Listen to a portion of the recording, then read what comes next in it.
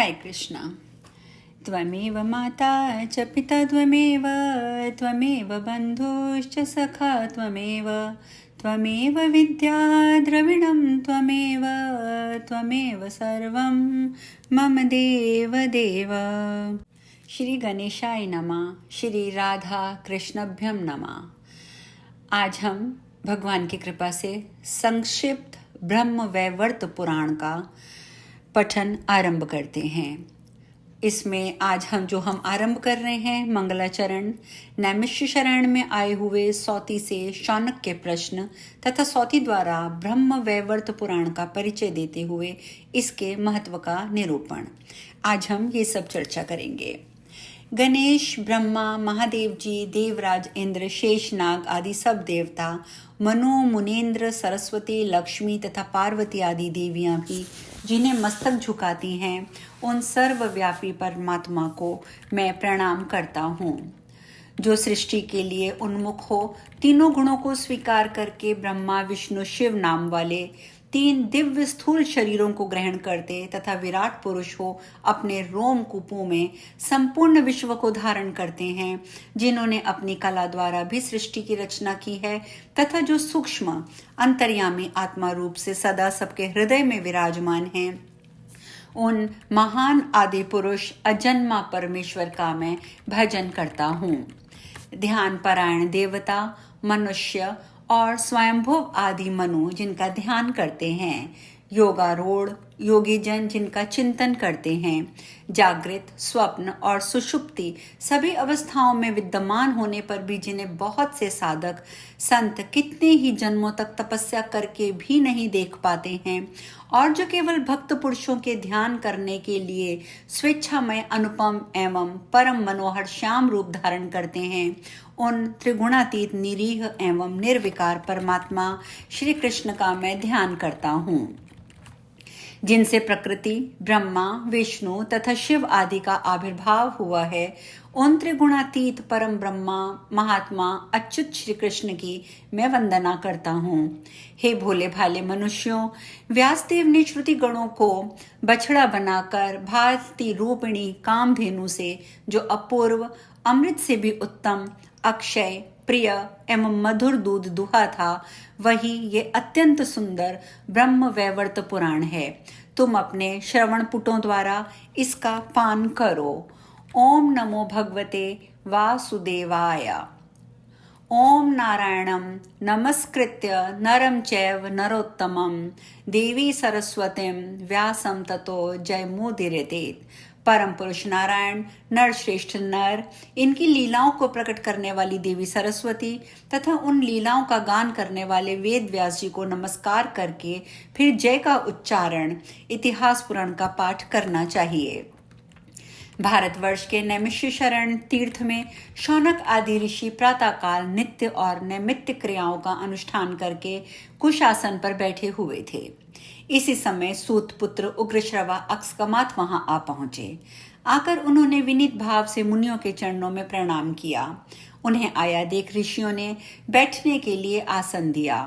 मुनिवर शौनक ने भक्ति भाव से उन नवागत अतिथि का भली भांति पूजन करके प्रसन्नता पूर्वक उनका कुशल समाचार पूछा। शौनक जी शम आदि गुणों से संपन्न थे। पौराणिक सूत जी भी शांत चित्त वाले महात्मा थे। अब वे रास्ते की थकावट से छूटकर सुस्थिर आसन पर आराम से बैठे थे। उनके मुख पर मंद मुस्कान की छटा छा रही थी। उन्हें पुराणों के संपूर्ण तत्व का ज्ञान था। शौनक जी भी पुराण विद्वान के ज्ञाता थे। वे मुनियों की उस सभा में विनीत भाव से बैठे थे और आकाश में ताराओं के बीच चंद्रमा की भांति शोभा पा रहे थे। उन्होंने परम विनीत सूत जी से एक ऐसे पुराण के विषय में प्रश्न किया जो परम उत्तम, श्री कृष्ण की कथा से युक्त, सुनने में सुंदर एवं सुखद, मंगलमय, मंगल योग्य और सर्वदा मंगल धाम हो, जिसमें संपूर्ण मंगलों का बीज निहित हो, जो सदा सर्व मंगलदायक, संपूर्ण अमंगलों का विनाशक, समस्त संपत्तियों की प्राप्ति कराने वाला और श्रेष्ठ हो, जो हरि भक्ति प्रदान करने वाला हो, नित्य परमानंददायक, मोक्षदाता, तत्व ज्ञान की प्राप्ति कराने वाला हो तथा स्त्री एवं पुत्र पौत्रों की वृद्धि करने वाला हो। शौनक जी ने पूछा, सूत जी, आपने कहाँ के लिए प्रस्थान किया है और आप कहाँ से आ रहे हैं? आपका कल्याण हो। आज आपके दर्शन से हमारा दिन कैसा पुण्यमय हो गया। हम सभी लोग कलयुग में श्रेष्ठ ज्ञान से वंचित होने के कारण भयभीत हैं, संसार सागर में डूबे हुए हैं और इस कष्ट से मुक्त होना चाहते हैं। हमारा उद्धार करने के लिए ही आप यहाँ पधारे हैं। आप बड़े भाग्यशाली साधु पुरुष हैं, पुराणों के ज्ञाता हैं, संपूर्ण पुराणों में निष्णात हैं, अत्यंत कृपा निधान हैं। महाभाग, जिसके श्रवण और पठन से भगवान श्री कृष्ण में अविचल भक्ति प्राप्त हो तथा जो तत्व ज्ञान को बढ़ाने वाला हो, उस पुराण की कथा कहिए। हे सूत नंदन, जो मोक्ष से भी बढ़कर है, कर्म का मूलोच्छेद करने वाली तथा संसार रूपी कारागार में बंधे हुए जीवों की बेड़ी काटने वाली है, वह कृष्ण भक्ति ही जगत रूपी दावानल से दग्ध हुए जीवों पर अमृत रस की वर्षा करने वाली है।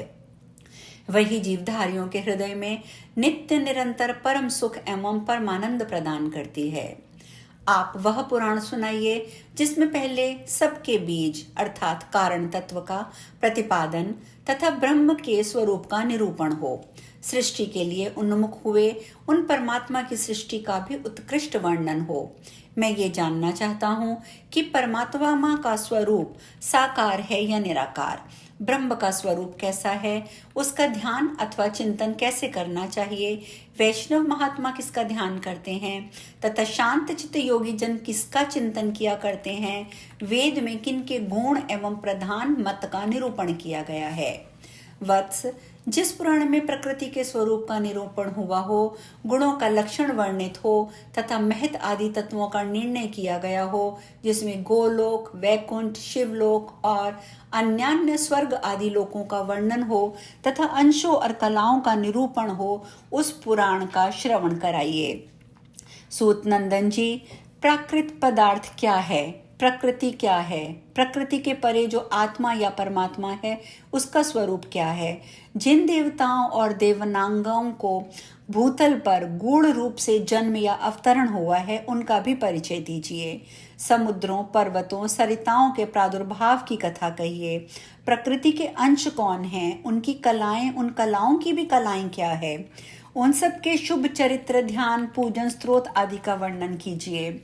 जिस पुराण में दुर्गा, सरस्वती, लक्ष्मी और सावित्री का वर्णन हो, श्री राधिका का अत्यंत अपूर्व और अमृतोपम आख्यान हो, जीवों के कर्म विपाकक का प्रतिपादन तथा नरकों का भी वर्णन हो, जहाँ कर्म बंधन का खंडन तथा उन कर्मों से छूटने के उपाय का निरूपण हो, उसे सुनाइए। जिन जीवधारियों को जहाँ जो जो शुभ और अशुभ स्थान प्राप्त होता हो, उन्हें किस कर्म से जिन जिन योनियों में जन्म लेना पड़ता हो, इस लोक में देहधारियों को जिस कर्म से जो जो रोग होता हो तथा जिस कर्म के अनुष्ठान से उस रोगों में छुटकारा मिलता हो, उन सब का भी प्रतिपादन कीजिए।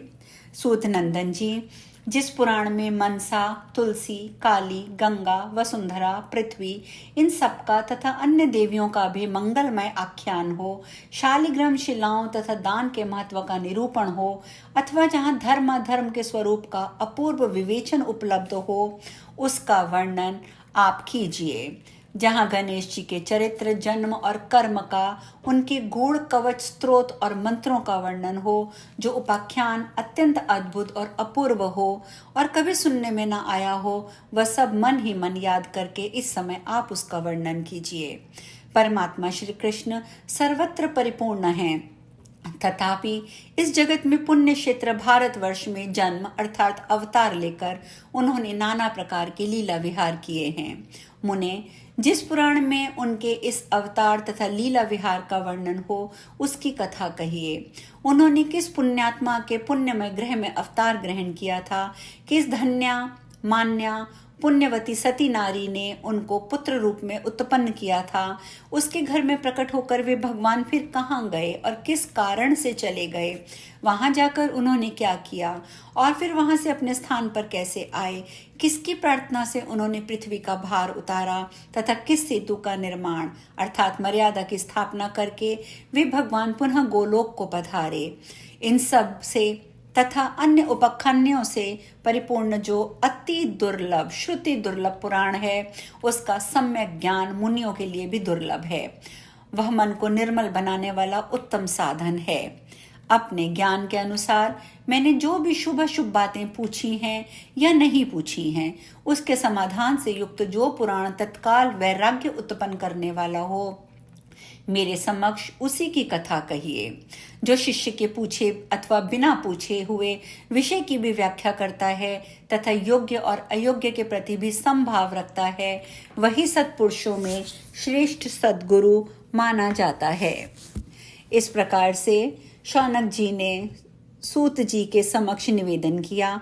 अब सूत जी क्या कहते हैं, ये चर्चा हम कल से आरंभ करेंगे। हरे कृष्णा।